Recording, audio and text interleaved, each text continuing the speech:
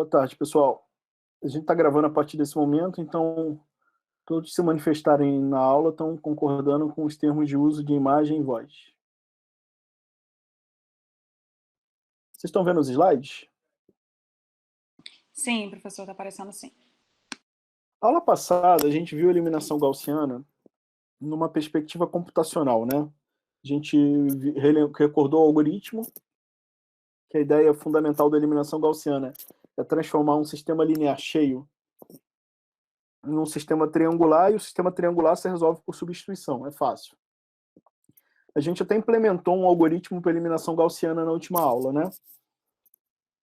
Só que a gente viu que num computador, na mão, a eliminação gaussiana dá uma resposta exata. No computador, a gente viu alguns exemplos que mostra que o que ela faz de fato é uma aproximação, porque você tem alguns erros de ponto flutuante nas contas, né? E eu mostrei um caso também na aula passada que você tinha um problema catastrófico, porque você tinha uma divisão por zero que estragava todos os cálculos, né?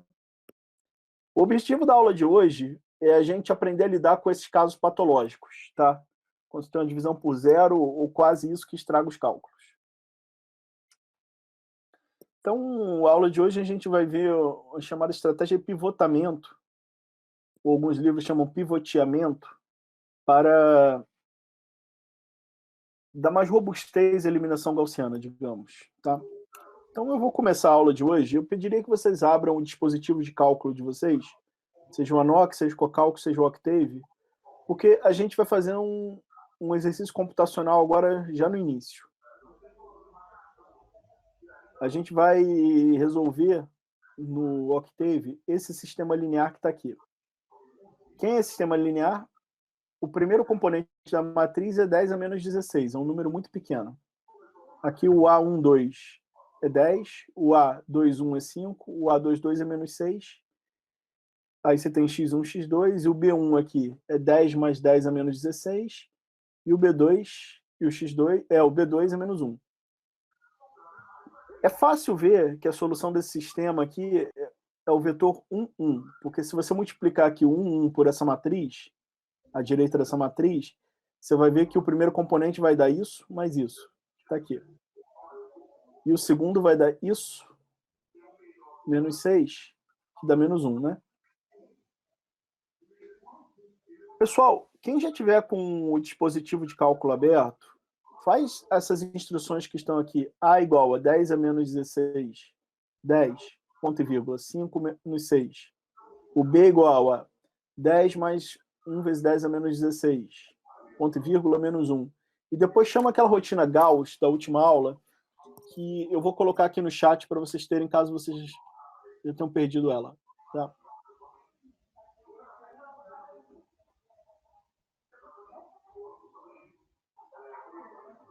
Vocês vão ter que definir a rotina de substituição regressiva, essa aqui, e a rotina do método da eliminação gaussiana, que é essa Gauss aqui.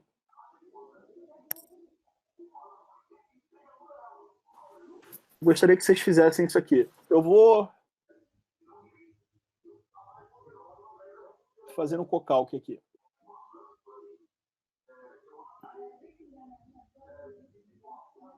Aqui está a rotina de substituição regressiva e aqui está a da eliminação de Gauss. Coloquem elas, ou salve no arquivo M, se estiver fazendo no dispositivo local, e dá Shift Enter nas duas, por favor.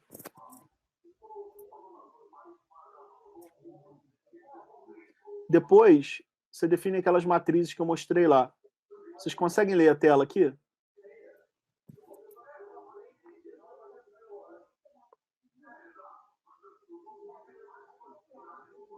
Alguém está com o áudio aberto, está um eco no fundo, poderia fechar, por favor?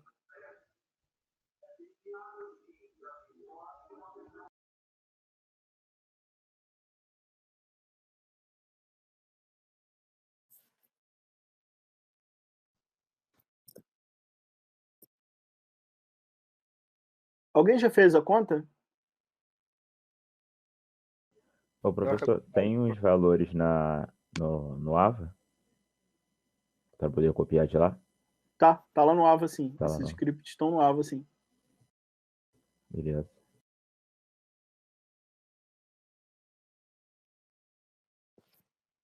Ó, enviei aqui no AVA.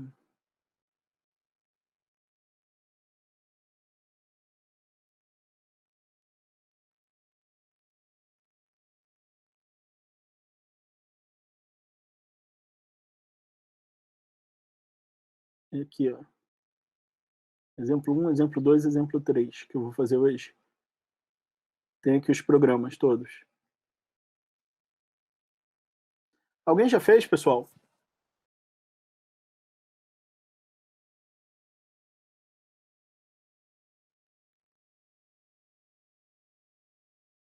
Pessoal, alguns fizeram, estão respondendo aqui, o X deu 0 e 1. Deu 0, 1. Qual é a resposta correta?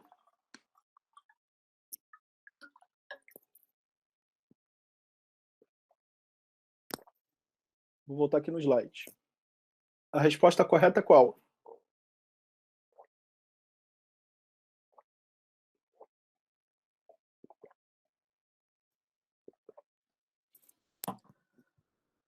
A resposta correta é 1, 1, né?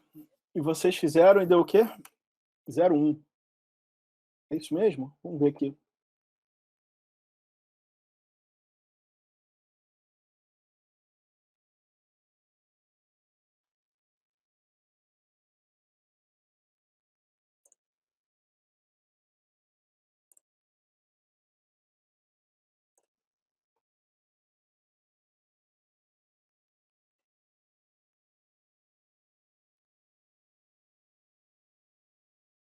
O cálculo travou.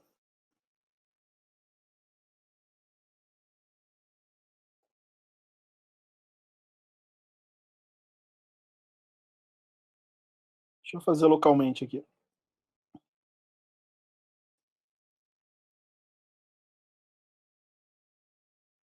A matriz está aqui, o vetor está aqui, olha a resposta. 0, 1. Tá certa essa resposta? Não, obviamente não, né? O que aconteceu aqui, pessoal? Alguém tem alguma ideia do que aconteceu?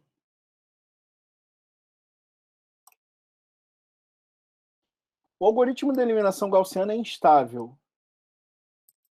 Esse erro de conta aqui é por causa de uma instabilidade do algoritmo. Agora, por que essa instabilidade existe? O que faz a eliminação gaussiana errar essa conta? Alguém tem alguma pista? Eu estou reescrevendo o sistema aqui. Esse 10 a menos 16, vocês me permitem chamar ele de epsilon aqui? Tá bom? Eu estou querendo usar epsilon para dizer que isso é um número pequeno, tá? Como é que é o procedimento da eliminação aqui? Eu vou usar a linha 1 para operar na linha 2 de modo a escalonar ela, não é? Então a linha 2 vai receber quem? A linha 2 menos um certo múltiplo da linha 1. Que múltiplo é esse? Ele tem 5 no numerador e epsilon no denominador. Agora, repara uma coisa. Eu botei esse epsilon em vermelho aqui para alertar uma coisa. Tem um perigo aqui. Qual o perigo que tem aqui?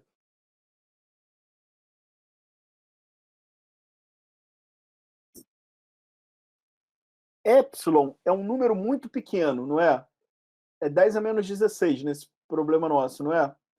O que acontece com uma fração quando eu divido o numerador por um denominador extremamente pequeno?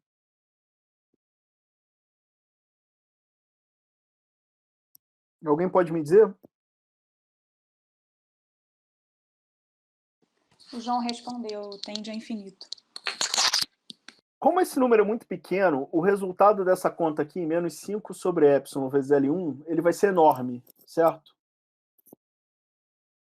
Quando a gente soma ou subtrai números em ponto flutuante, a gente já viu, nesse exemplo aqui,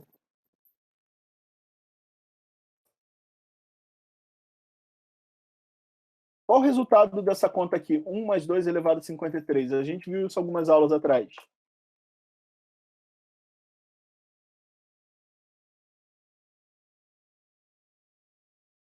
O resultado disso aqui é o 2 elevado a 53, né? O 1 Esse número aqui é tão maior do que esse, que na hora de fazer essa soma, o computador não tem memória para guardar a informação desse daqui, ele está usando toda a memória disponível para esse número para guardar esse segundo, que a informação desse número se perde nessa operação, não é? A gente tem a mesma coisa aqui. Esse número aqui é tão maior do que o L2, que na hora de fazer essa subtração aqui, o L2 perde, a informação do L2 perde. O computador vai guardar o resultado dessa conta aqui como sendo só esse aqui.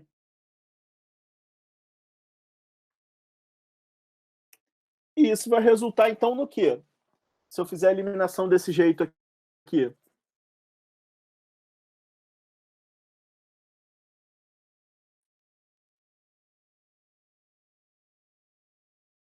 Esse menos 5 sobre epsilon aqui vai introduzir um zero, né? Agora, quanto que vai dar essa conta aqui nos demais números? Eu vou fazer aqui. Aqui vai entrar o quê? Vai entrar essencialmente o menos 5 sobre epsilon vezes a linha 1, né? 5, menos 5 vezes 10 dá 50. Menos 50, né? E o epsilon no denominador, esse coeficiente do x2 aqui, ele não vai ser menos 6, menos 50 sobre epsilon, como seria analiticamente, né? Vê aqui. Vamos fazer a eliminação gaussiana na mão.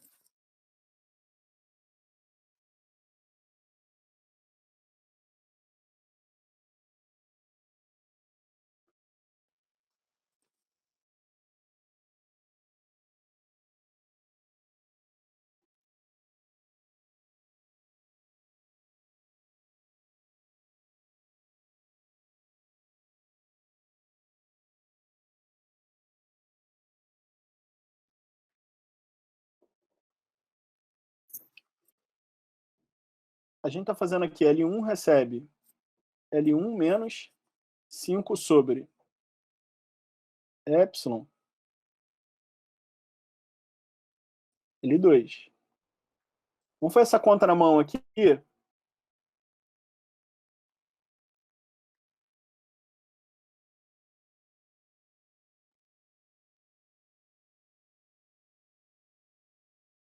A primeira linha se repete. Aqui eu vou fazer 5. Não, vou fazer L1 recebe 5 menos 5 sobre epsilon vezes o L2. O L2 é quem?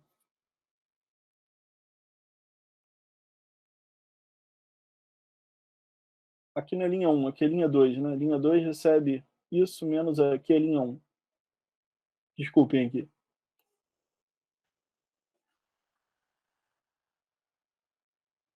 Então a linha 2 vai receber ela mesma, que é 5, menos 5 sobre epsilon, vezes a linha 1. Quem é o coeficiente da linha 1? Eita.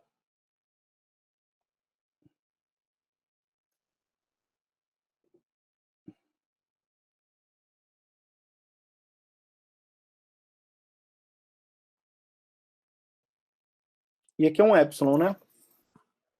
Quando eu corto isso com isso, fica 5 menos 5. Quem é esse coeficiente aqui? 0x1, né? Agora vamos fazer a conta aqui. Aqui nesse segundo vai ser o quê? Menos 6 menos 5 sobre epsilon vezes um 5 daqui, não é? Vezes... Aqui não é 5 não, perdão. 10, né?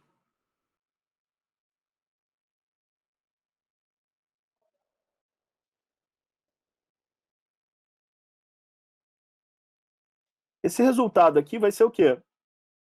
Menos 6 menos 50 sobre epsilon, x2. E aqui entra quem do lado direito? Menos 1 menos 5 sobre epsilon vezes 10 mais epsilon. Então, aqui deveria ser menos 1, menos 50 sobre epsilon,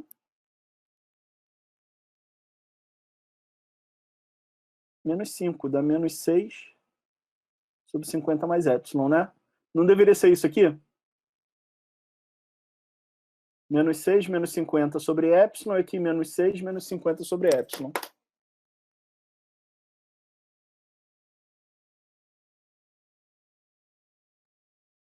Agora, olha aqui. Essa informação aqui se perdeu, então aquele menos 6 que entraria aqui se perdeu. Ficou só o menos 50 sobre epsilon aqui. E a informação do menos 1 que entraria aqui para formar um menos 6 com esse menos 5 aqui, se perdeu.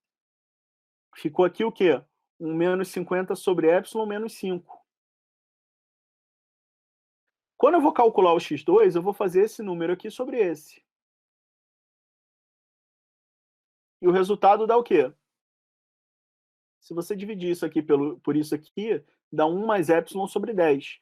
A resposta correta é 1. Ele errou aqui. Mas ele errou muito pequeno, porque epsilon é muito pequeno, epsilon é 10 a menos 16. Ele somou 1 mais 10 a menos 17 aqui. O erro aqui não foi grande. Concordam comigo? Agora vamos calcular o x1. O x1 vai ser esse número aqui, menos 10 vezes esse número aqui, x2, que está aqui, dividido por esse epsilon aqui. Quanto que dá essa conta aqui, pessoal? 10 mais epsilon menos 10 menos epsilon, né? Quanto dá isso?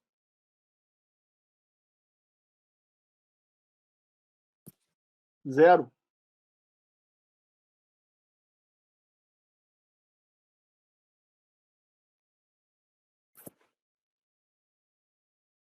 Vocês viram o que causou aqui o erro na conta? Foi quando eu perdi a precisão desse L2 aqui nesse cálculo, eu comprometi o cálculo daqui. Eu comprometi o cálculo do x2. Comprometi de modo que isso aqui vai amplificar o erro no cálculo do x1. Amplifica até o ponto que eu perco totalmente a informação do x1. A pergunta natural que vem é como é que eu posso remediar esse problema? Ideias? Primeira coisa para poder remediar é entender o que causa esse problema. Eu acho que ficou claro aqui que o que causa esse problema é esse número muito pequeno no denominador, né? Então, acho que um remédio natural aqui seria o quê? Evitar de ter um número pequeno no denominador. Como é que eu posso fazer isso?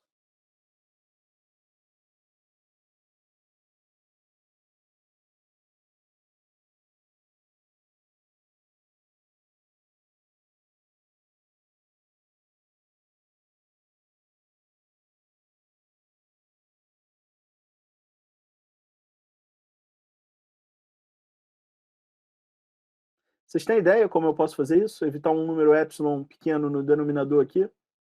Pessoal, o João sugeriu multiplicar tudo por um número qualquer. Não, isso não é uma boa solução, não. Se eu multiplicar por 1 ali, por exemplo, não vai resolver em nada, né?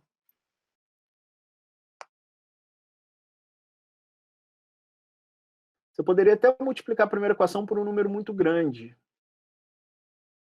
Mas você tem que lembrar, se o número for grande demais, quando você faz operações de ponto flutuante, você introduz erro. Então, ao fazer operações adicionais para tentar corrigir isso, você vai estar inserindo mais erro de ponto flutuante nos cálculos. Tá? Dependendo do número que você multiplicasse aqui, até poderia resolver o problema. Mas eu não acho que é a melhor saída, não. É uma saída bem mais barata e bem mais eficiente. O Tiago disse trocar as linhas. Trocar as linhas? Por exemplo, fazer essa equação aqui ser a primeira e fazer essa equação aqui ser a segunda. Se eu trocar as linhas, eu troco a solução do sistema?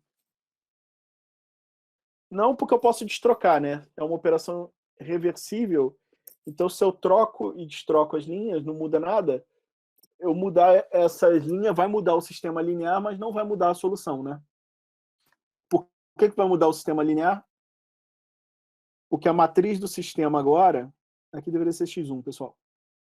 A matriz do sistema agora está com as linhas trocadas, e o vetor B também, né?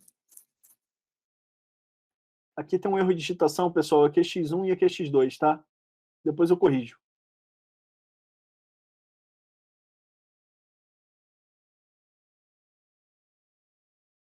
Esse sistema aqui vai ter a mesma solução do outro, né? Faça esse experimento computacional aí, onde vocês colocaram aquele sistema anteriormente. Isso aqui, eu quero que vocês façam agora com a matriz A e o vetor B com as linhas trocadas. É o que está aqui, não é? Professor, o João está perguntando se somar a primeira com a segunda. Ele quer trocar a primeira equação pela soma da primeira com a segunda? Pode. A questão é o seguinte, ao fazer operações, você está botando mais erro de ponto flutuante nas contas, né? Ao trocar linhas, você não está botando erro nenhum. Então, ao trocar linhas, do ponto de vista de introduzir erro de ponto flutuante, a estratégia é ótima, você não está introduzindo erro nenhum. Mas tem outra razão também para isso, que vai ficar claro daqui a pouco, tá? Troquem essas linhas aí e vê o que acontece.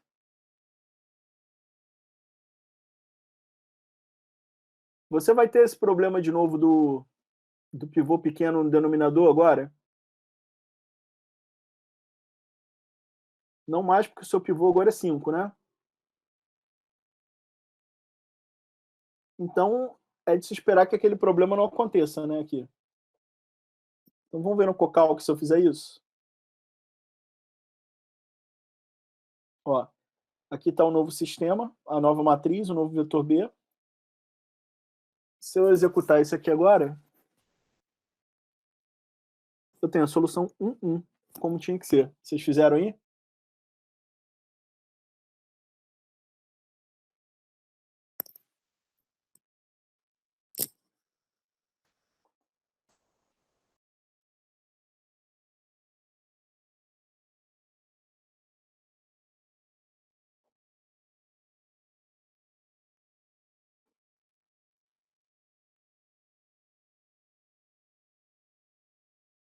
Foi, pessoal?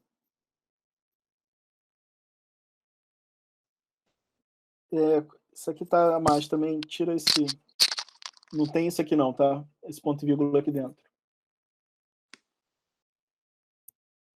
Isso foi de copiar, colar e não deletar. Depois eu corrijo e boto os lados corrigidos lá.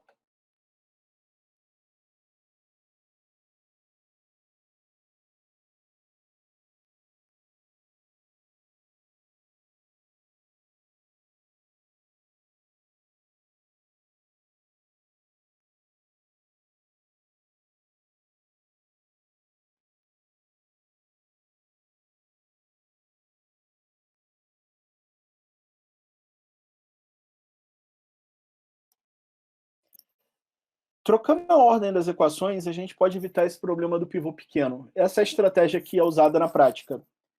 Eu posso ter um pivô pequeno, o que eu faço é trocar a ordem das equações para evitar esse pivô pequeno.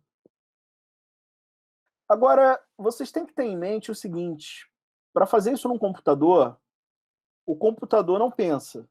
Vocês pensam, vocês olham aqui, o sistema, opa, se olhasse esse sistema aqui de cara, já olhar, vai dar problema porque tem um pivô pequeno demais ali.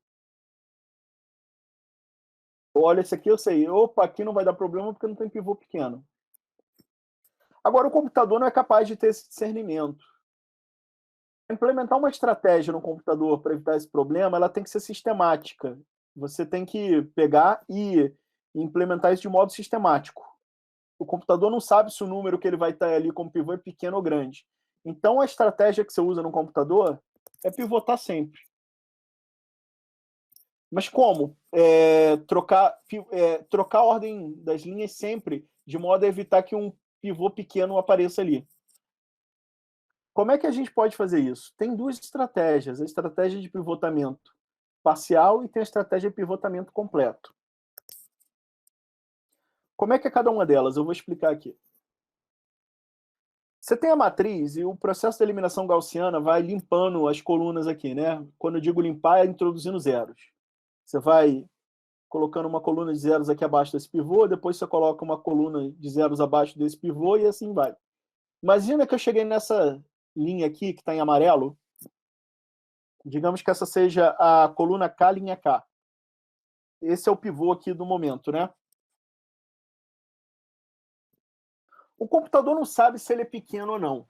Então, a gente precisa aplicar um procedimento racional e sistemático para evitar problema aqui. Vê se essa estratégia faz sentido. Eu vou trocar esse pivô, eu vou trocar essa linha aqui de posição com a linha que tiver o maior pivô em módulo. Porque aí eu garanto que dentre os pivôs que eu poderia ter aqui, eu estou tendo o melhor possível, eu estou tendo o maior, né? Aí eu tento evitar o problema de pivô pequeno dessa forma. Imagine que nesse problema aqui, a linha P tem o maior pivô. Eu troco a linha K e a linha P de posição.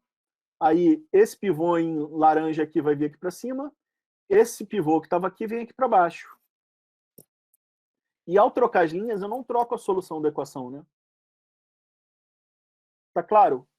Essa estratégia de pivotamento parcial, como é que é?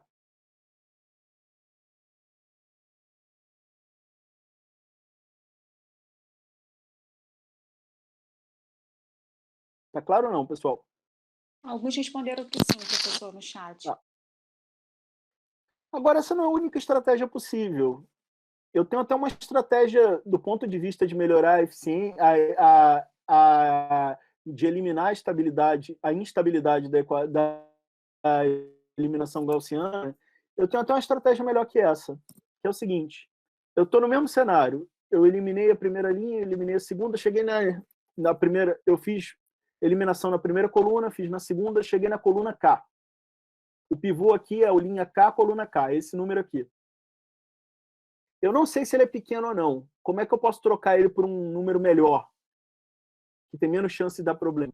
Olha, no pivotamento parcial, a gente troca troca essa linha de posição com a linha que tiver maior pivô. Agora, eu também posso trocar colunas de posição na matriz sem trocar a solução.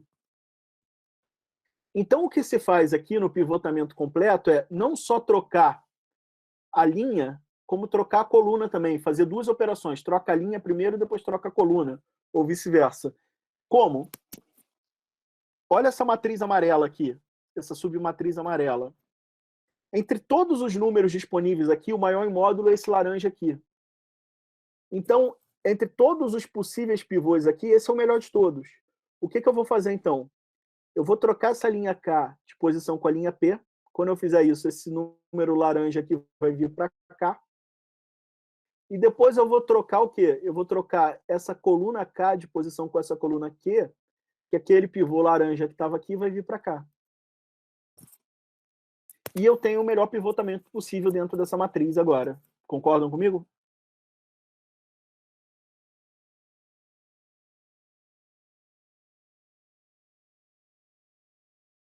A gente, na prática, esse pivotamento aqui é o mais utilizado. As rotinas robustas de eliminação gaussiana têm ele implementado. Por que não tem o outro se o outro dá uma estratégia melhor? Nada na vida vem de graça. Se isso aqui te dá mais estabilidade, qual o preço que você paga, pessoal? Qual o preço que a gente tem que pagar?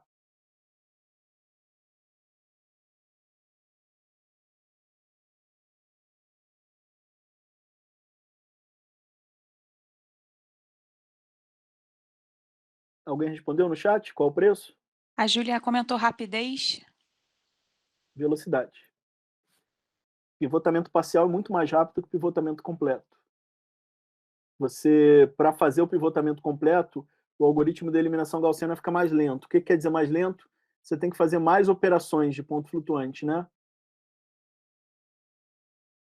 E se vocês lembrarem, quanto mais operações tinha que fazer, mais tempo de computação ele tinha que fazer, né?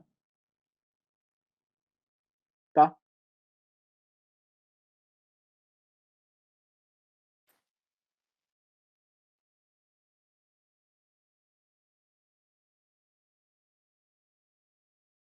Quais são as operações que eu tenho que fazer aqui? Eu tenho que fazer operações para verificar qual é o maior número aqui nessa coluna. E aqui eu tenho que fazer operações para verificar o quê? qual o maior número nessa submatriz, né? Eu tenho que fazer comparações, né? Essas são as operações a mais que vão ter que ser feitas aqui, entendeu?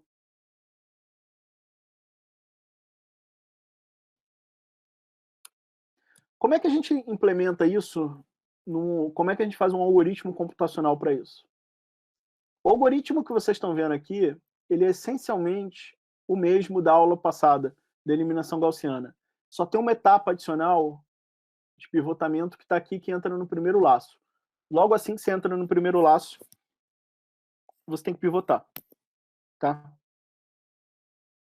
Eu lembro, esse aqui não é um algoritmo pedagógico, ele não é um algoritmo eficiente para a prática. Tá? Agora, como aqui a ideia inicial é apresentar de uma maneira didática, eu escolhi explicar o algoritmo desse jeito aqui, nesse formato. Vamos traduzir isso aqui para o Octave? Se eu traduzir isso para o Octave, eu vou ter uma função Gauss pivotamento parcial, pivot P, assim, que é a da aula passada, exceto que o quê? Exceto que eu coloquei aqui uma linha adicional que chama essa função pivoting, essa função que faz um pivoteamento. O que essa função aqui vai receber? Ela vai receber a matriz A e o vetor B, obviamente, porque ela vai ter que trocar linhas deles, né? Ela vai receber a dimensão disso aqui, para eu não ter que fazer o cálculo da dimensão aqui dentro. E ela vai receber o índice K. K é o quê? É o índice da linha e da coluna do pivô que a gente está usando originalmente aqui, né? É a etapa da eliminação gaussiana que eu estou. Aqui é a primeira etapa, aqui é a segunda, aqui é a késima. O que essa função pivoting vai fazer? Ela vai trocar as linhas, né? Mas vamos ver como é que essas contas são feitas aqui dentro? Você vai pegar, olha, o AKK, o módulo dele é o pivô, né? E aqui nessa variável row, linha, row é linha em inglês, eu vou guardar o índice da linha desse pivô. O que eu tenho que fazer aqui agora é varrer da linha seguinte até a última, para ver se eu não tenho um pivô melhor, né? Então eu faço esse laço aqui, nesse laço eu vou fazer o quê? Eu vou fazer uma comparação, tá? Eu vou fazer uma comparação se esse novo indivíduo aqui, módulo de A e K, é maior que o pivô anterior. Se ele for maior que o pivô anterior, eu atualizo o pivô para guardar ele. E atualizo a linha para guardar o índice daqui. Tá? Essas operações aqui adicionais que eu vou ter que fazer. Isso aqui é para pegar o melhor pivô. Depois que eu peguei o melhor pivô, eu tenho que fazer a troca de linha, né? Como é que eu faço essa troca da linha? Eu tenho que trocar todos os elementos da linha. Então, eu vou varrer as colunas, da coluna K até a última, fazendo o quê? Swap. Eu pego o elemento que está na linha e guardo nessa variável auxiliar. Pego o índice da nova linha e levo o número antigo para essa nova. E pego essa aqui que eu acabei de guardar nessa nova posição aqui, eu atualizo ele com aquele valor que eu tinha guardado na variável de troca. Depois que eu acabar esse laço aqui, eu tenho que fazer a mesma coisa no vetor B. E pronto, eu terminei o pivoteamento.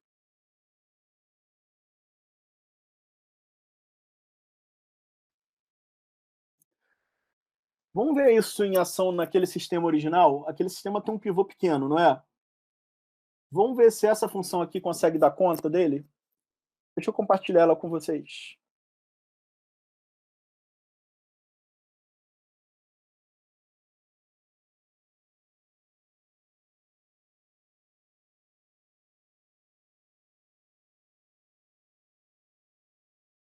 A função que faz o pivoteamento é essa. E a eliminação gaussiana com a função do pivoteamento está aqui, ó.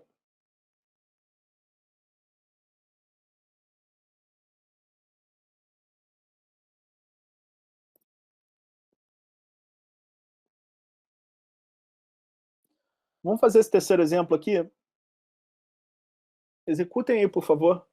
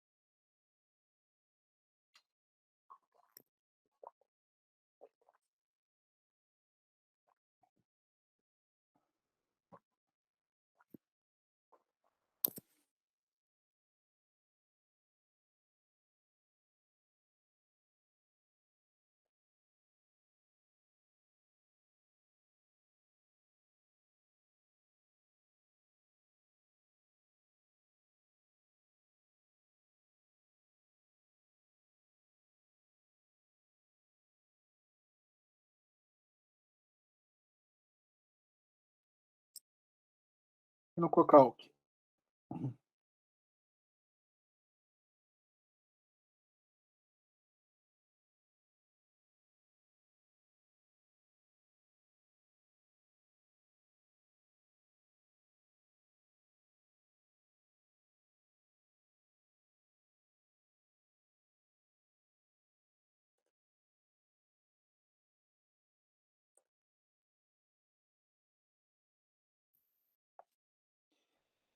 Eu vou executar aqui agora a função pivoteamento.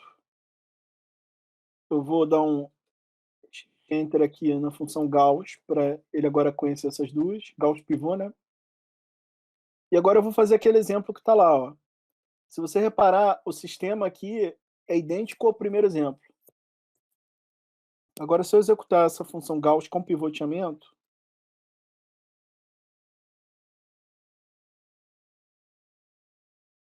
acho que ele não leu aqui direito.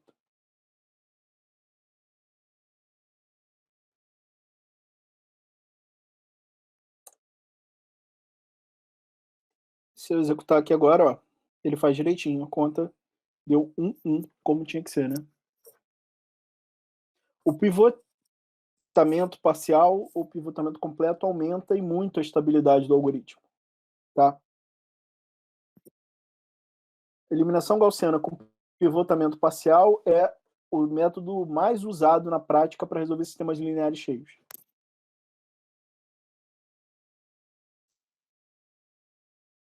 Vocês conseguiram reproduzir esse exemplo?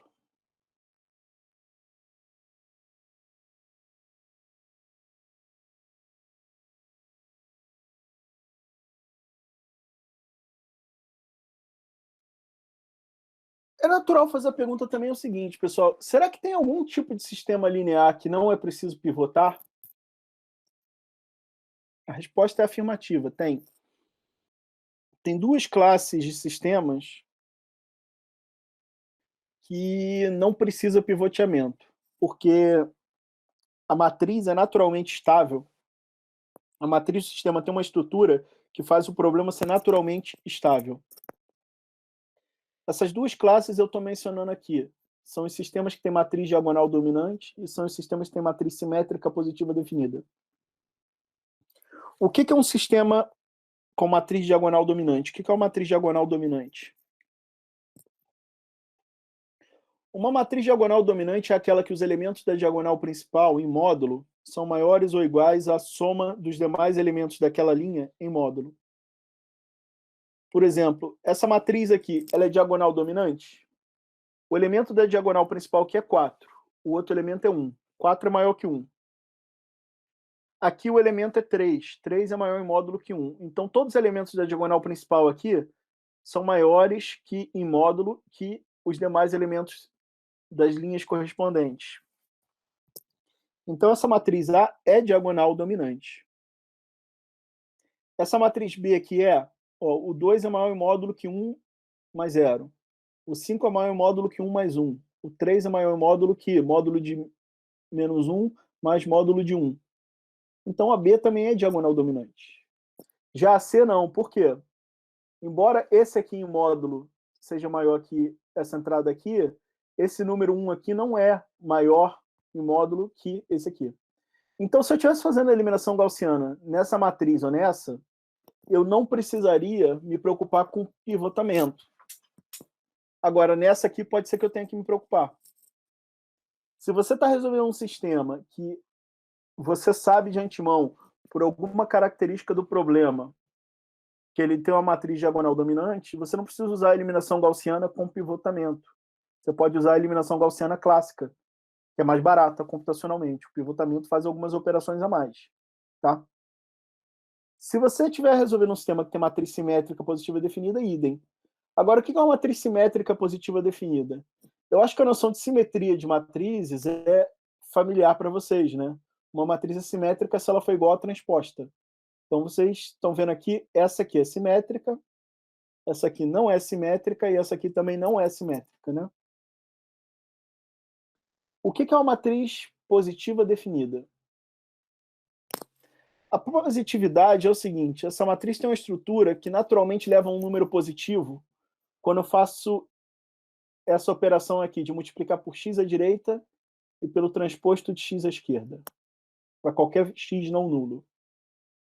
É o seguinte.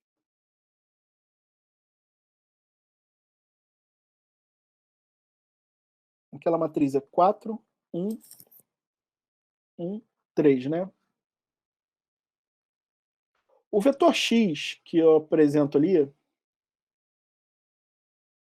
ele é não nulo. Ele é um vetor genérico não nulo. Quando eu faço x transposto a x, o que eu estou fazendo? x1, x2, 4, 1, 1, 3, x1, x2. Eu vou fazer esse produto da matriz com o vetor da direita primeiro. Então, linha por coluna aqui vai dar 4x1 mais x2. E linha por coluna aqui vai dar x1 mais 3x2. Quando eu fizer agora linha por coluna aqui, eu vou ter 4x1 ao quadrado mais x1, x2, mais linha por coluna aqui, agora x2, x1, mais 3x2 ao quadrado. Isso aqui é 4x1 ao quadrado mais 2x1, x2, mais 3x2 ao quadrado. A é uma matriz. Esse x transposto a x, isso aqui é um número. Isso aqui é uma matriz em 2 por 2. Isso aqui é um número, né? Se não importa o vetor x que eu colocar aqui, esse número for positivo, eu digo que essa matriz é positiva definida. Vamos ver se é o caso aqui. O x transposto a x deu 4, x1 ao quadrado, mais 2, x1, x2, mais 3x2 ao quadrado, né? Eu afirmo para vocês que isso aqui é um número sempre positivo, quer ver? Para fazer isso, eu vou completar um quadrado aqui.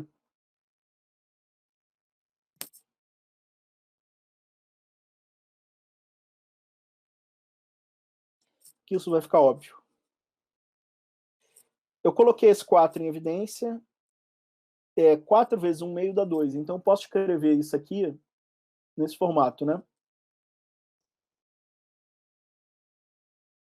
Repara que isso aqui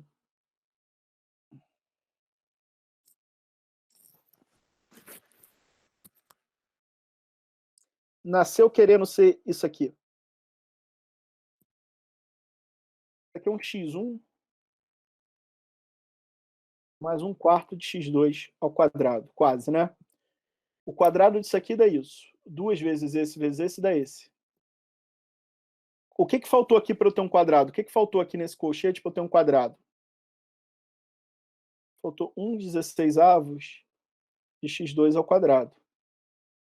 Se eu, portanto, subtrair isso aqui disso, o resultado desse quadrado menos esse dá isso aqui.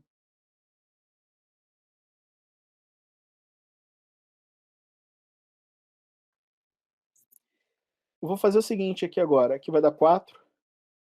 x1 mais 1/4 de x2 ao quadrado. 4 dividido por 16 dá menos 1/4. Aí vai ficar menos 1/4 de x2 ao quadrado mais 3. Fica 3 menos 1/4 de x2 ao quadrado. Isso aqui é 12 menos 1 é 11/4, né?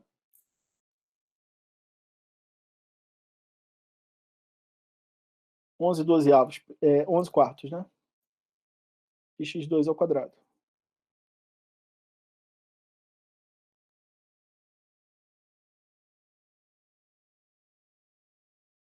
Isso aqui é um quadrado. Isso aqui é sempre maior ou igual a zero, né?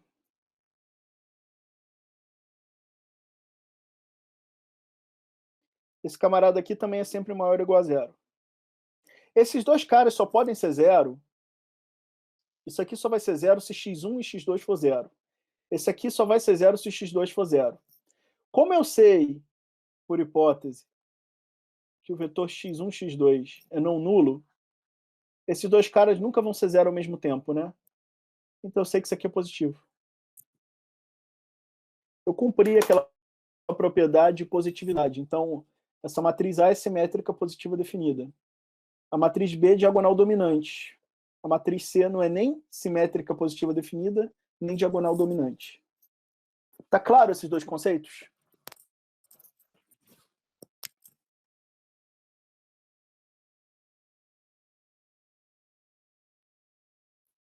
Essas duas matrizes ainda vão ter importância em métodos que a gente vai estudar mais à frente, quando a gente falar em fatoração Cholesky.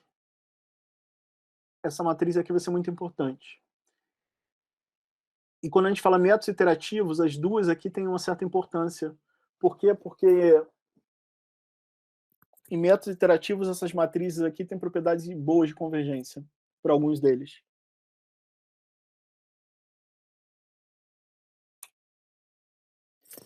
Agora, eu falei que você pivotar... Com licença, a Júlia está perguntando se o senhor pode explicar de novo essa parte da SPD, da matriz da SPD. simétrica positiva. Isso. Simetria foi, né? A positividade é que eu acho que é...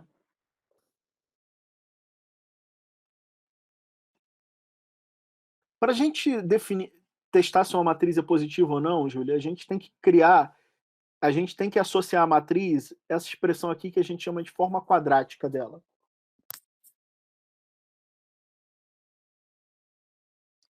Isso aqui é chamada forma quadrática associada à matriz A. O que é a forma quadrática? Eu pegar a matriz A, multiplicar a direita dela, o vetor x, e a esquerda o vetor x transposto. Se eu olhar aqui, ó, esse x transposto a x, x é um vetor 2 por 1. Isso aqui é 2 por 2. E o transposto é 1 por 2. Esse resultado aqui vai ser 1 por 1. Uma matriz 1 por 1 é um número. Então a forma quadrática que eu construo aqui é um número. Essa forma quadrática é construída com um vetor genérico, um vetor x1, x2. Que a única coisa que eu sei sobre esse vetor é que ele não é nulo, ou seja, eu não posso ter x1 e x2 zero ao mesmo tempo nele. Eu posso até ter um dos dois zero, iguais a zero. Eu até posso ter um dos dois igual a zero, mas eu não posso ter os dois ao mesmo tempo. Tá? Isso vai ser importante aqui. Fazendo esse produto matricial aqui, eu chego na expressão da forma quadrática. Eu quero ver se ela é sempre positiva, né? Isso que eu queria ver aqui. A estratégia para ver se ela é sempre positiva é completar quadrado. Aqui eu já tenho um termo ao quadrado. Esse outro aqui, eu vou tentar completar um quadrado aqui. Eu botei o 4 em evidência. Aí fica 4 dentro do colchete x1 ao quadrado mais 1 meio de x1, x2. Isso aqui lembra muito um a mais b ao quadrado, né? A mais b ao quadrado é A2 mais 2ab mais b2. Isso aqui tem um x1 ao quadrado mais alguma coisa vezes outra coisa. Então, vê se você concorda que x1 mais 1/4 de x2 ao quadrado é isso aqui. x1 ao quadrado mais 2 vezes x1, x2 sobre 4 dá 1 meio de x1, x2.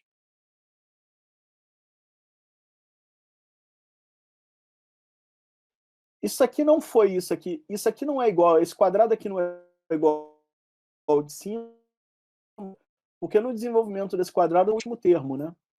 Esse último termo seria 1/4 ao quadrado, que dá 1/16avos, x2 ao quadrado.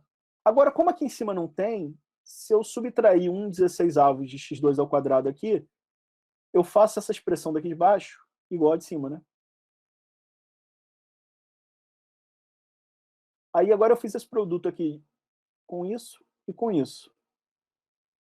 Tem a primeira parcela aqui, que é maior ou igual a zero. E esse 4 vezes menos 1/16avos dá menos 1/4. né? 3 menos 1 quarto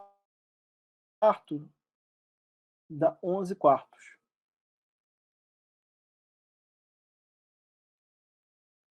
Isso aqui multiplicando o x2 ao quadrado. Como esse aqui é maior ou igual a zero, esse é maior ou igual a zero, em princípio isso aqui é maior ou igual a zero. Agora, eu sei dessa propriedade aqui, que eu exigi lá, que os dois, o x1 e o x2, não podem ser zero ao mesmo tempo. Então, se eles não podem ser zero ao mesmo tempo, ou esse aqui vai ser positivo, ou esse aqui. Com isso, eu consigo concluir que essa soma aqui é positiva, né? Porque pelo menos um dos dois é positivo. Tá claro agora? Ela disse que entendeu sim. Checar a positividade da matriz, pela definição, é muito chato. Principalmente se a matriz for grande. Essa aqui era 2 por 2. Imagina fazer isso numa 20 por 20. Tá? Mas o conceito de matriz positiva é essa, é o que a forma quadrática associada à matriz é sempre positiva, para qualquer vetor não nulo em Rn. Tá? Eu falei lá atrás que tem um custo fazer pivotamento. Qual é o custo que você tem para o parcial e para o completo? No pivotamento parcial, você tem que fazer n ao quadrado operações. Não é exatamente isso, mas o termo dominante lá é n ao quadrado. Para n muito grande, o custo disso vai ser aproximadamente n ao quadrado.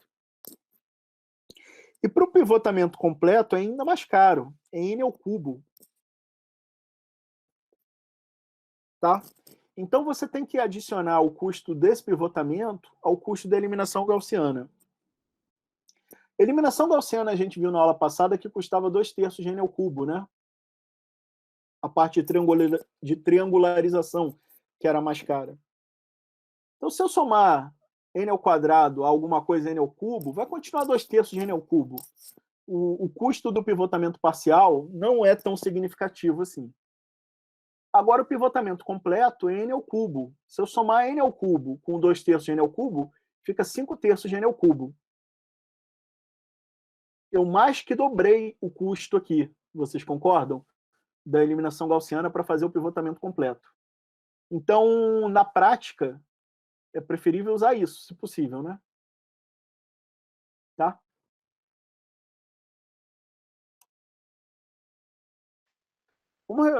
Eu vou deixar alguns fatos aqui que a gente viu na aula de hoje. Eu vou recapitular eles. A eliminação gaussiana pode ser instável caso a matriz do sistema tenha pivôs pequenos. Por conta disso, a gente tem que usar estratégias de pivotamento. Essas estratégias fazem o quê? Elas eliminam os pivôs pequenos, tentam eliminar eles, de modo a aumentar a estabilidade da eliminação gaussiana. Tipicamente eu quero dizer, na imensa maioria das aplicações, o pivotamento parcial é suficiente para garantir a estabilidade do algoritmo. Mas tem alguns casos, que são raros, mas existem, onde o pivotamento completo só que garante a estabilidade. Tá?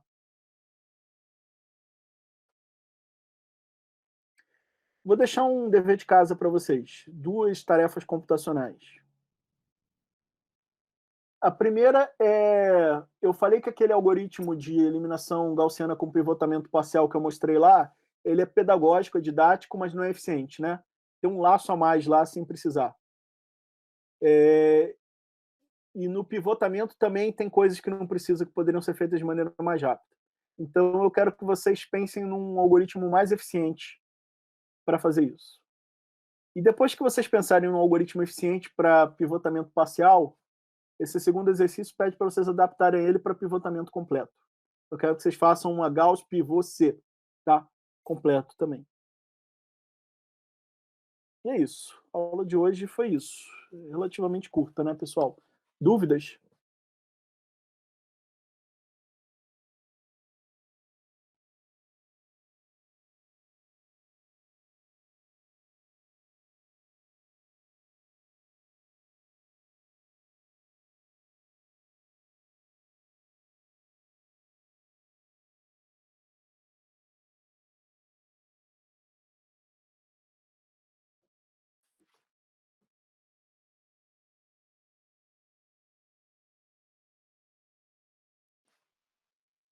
Dúvida, pessoal?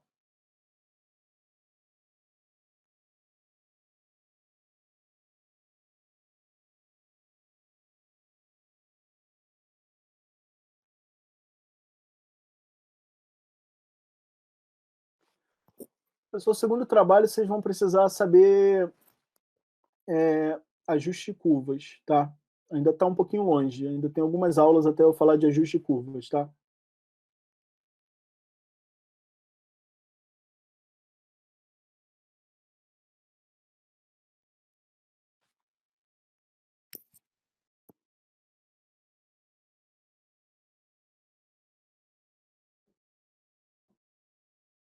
Com o meu e-mail, estou colocando aqui no chat.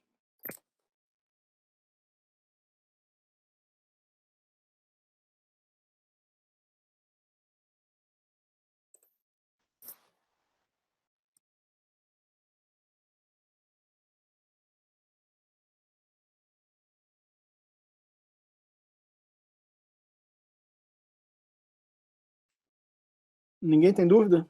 Entenderam tudo dessa aula? Pode mandar dúvida do trabalho por e-mail, sim, claro.